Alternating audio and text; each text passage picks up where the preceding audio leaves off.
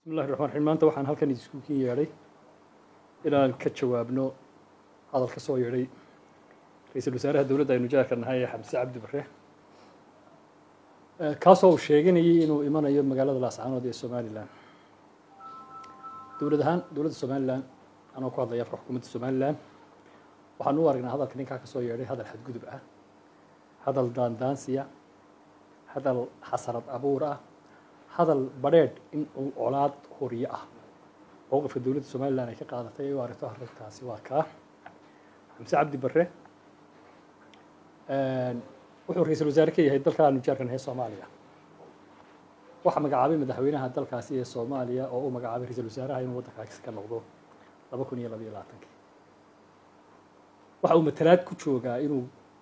saami qaybsiga siyaasadda ee Soomaalida dalka Soomaaliya wax loogu qaybiyo qabaylka degan gobol iyo mini states ka mid ah federaalka dowladda Soomaaliya oo ay ka mid tahay Jubbaland iyo Puntland waxa la yaab leh xukuumadda uu ra'iisul wasaaraha ka yahay waxay colaadin joogtaa ku haysaa labadii state ee uu matalaadda siyaasiga ahaa uu mataliyay Xamse dood iyo diidmo midna kama dhiibto wuxuu raali ku yahay wax kasta nooc kasta oo loola dhaqmo kuwa uu u yahay matalaadda siyaasadeed waxaa daba nasiib darro ah iyada oo madaarkii Muqdisho oo hubiyay lala dhacayo iyada oo afisyoone ama xerada xalale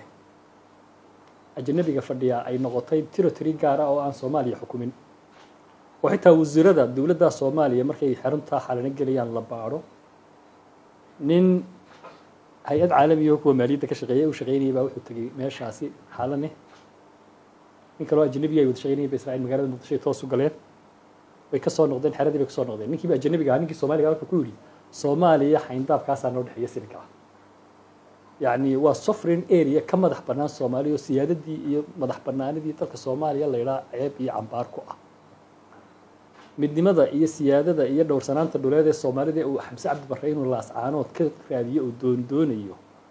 wuxuu wali kalaayay inuu Muqdisho ka sameeyo oo Muqdisho qayb ka mid ah oo ajnabi degan yahay aanay Soomaaliya xukumin isaga iyo wasaaradiisaba la baarayo markay galayaan sidii dad ajnabi waxaan leenahay Xamse waxaad Laascaanood u timaadaa waa inaad xaabo ka dhigto dadka reer Laascaanood waa inaad xasarad abuurto colaad abuurto barashar siyaasiyaad ka dhigato doonasho cusub oo dhiig Soomaaliyeed ku daatan inaad halka ka abuurto waxaanu leenahay doorashada aad ku baaqaysaan adi iyo madaxweynahaagu ee doorashada cod iyo qof ah ee dalka kan Soomaaliya inaad ka qabataan doonaysaan doorashooyinka cod iyo qof loogu dareero waxa khibrad weyn oo dadka reer Soomaaliland iyo dawladaha reer Soomaaliland doorasho sanduuq meel la dhigo oo dad cod u dareeraan ay ku galaan waa shayga ugu xasaasisan ee la qabto doorasho cod iyo qof markaad qabanayso waxay u baahan tahay 100% nabadgelyo sugan waxay u baahan tahay 100% isku ogolaansho la isla ogol yahay nooca doorasho la qabanayo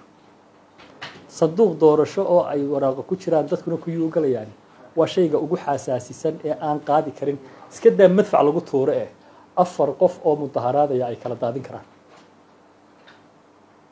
arinta noocaas ayaa doonaysaan iyada oo fil Soomaaliya madaafiicda ku dhacaysa inaad tirahdaan dadkii Soomaalida ku tirahdaan doorasho cod iyo qof qabanayna waa doonaysaan inaad kursi ku siyaadkiisataan waxaan leeyahay maanta Xamse Cabdi Barre Xamse ra'iisul wasaarihii talada dalka kaaga horeeyay Soomaaliya ee ra'iisul wasaaraha uu Maxamed Xuseen Roble loo oran jiray sida lagu magacaabay baa loo magacaabay farmaajo magacaabay laakiin damiirkiisa iyo dadnimadiisu waxay siin waayeen inuu farmaajo Soomaaliya gud ku rido inuu ka aqbalo magacaabista lagu magacaabay kama dhigna shay kasta oo ummadan mahalaka u horseedayo waad ku khasban tahay inaad Xamse u yeesho Maxamed Xuseen Roble wuxuu taariikhda ku galay inuu gacanta ka qabtay dalkii uu ku burburinayay farmaajo dalkii doorasho ka hirgeliyay uuna ku ammaanay yahay maanta dawladda aad adigu maanta ra'iisul wasaaraha u tahay waxa ku suntan oo taariikhda ku galay ninka la yiraahdo محمد حسين ربلي رئيس الوزراء كل مدة بوها ضمير كيسا سير مدحوينه مقعابة إنه جرد الكلام عينه كوكولات هذه قلنا ما أنت واحد كوكولات يرد الله سعانات علات كصهور حابو إنت تخرج الله سعانات كدقتان أو علات حر لك شداد لا كوكولات وعن كوكو سوق بجبيني يا حمسو هل كودك بعد كدقتين دوني ده صومالي هشيسة دوني ده نل هشيسة أنت واحد مرة إنسان صومالي يسعوني يسد دوني ده نكرد عضي إنك كجت كتير ماشى حكومة Soomaaliland waxay u dhaaratay inay difaacdo qarannimada jamhuuriyadda Somaliland iyo xuduudaheedaba waxay geed dheer iyo geed gaaban u fuulaysaa oo habeen iyo maalin ka shaqaynaysaa dadka reer Laascaanood ee qabashada qaba ama ra'yigan ka duwan qaba inaanu qancino la heshiino isla fadhiisano waayo waan isku ranahay dhaqan baan isku horranahay dhalashaan isku horranahay deegaan baan isku horranahay dad kala maarmayo kala tagayo weligeeyo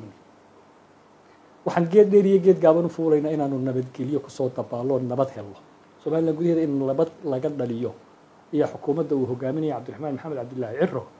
Herbal hoyga daaweynta natural dabiiciga ka xaqabtira horu gaar maxmil ma ku daashadin la faxanuun habeen iyo maalin ma ka haysataa howl dhig xirista ma soo xambaabirta habeenada qaar hurdo la'aan ma hiftaa naftaada madax xanuun ma haleeli weydi suuliga calool istaag daraadi ma isku ka haystaan warwarka iyo stresska haddii jawaabtu haa tahay haddeer soo tiigso Saacadiyo Xirsi Herbal Shop waxaad ka helaysaa dhammaan dawooyin natural kugu habboon kor u bira heerka caafimaadka noloshaada hadal yar iyo howl badan soo dhaweyn hagarley ugu kaale Saacadiyo Xirsi Herbal Shop wixii faahfaahin intaasi dheer kala xiriir taleefanada shaashada hortaada ka muuqda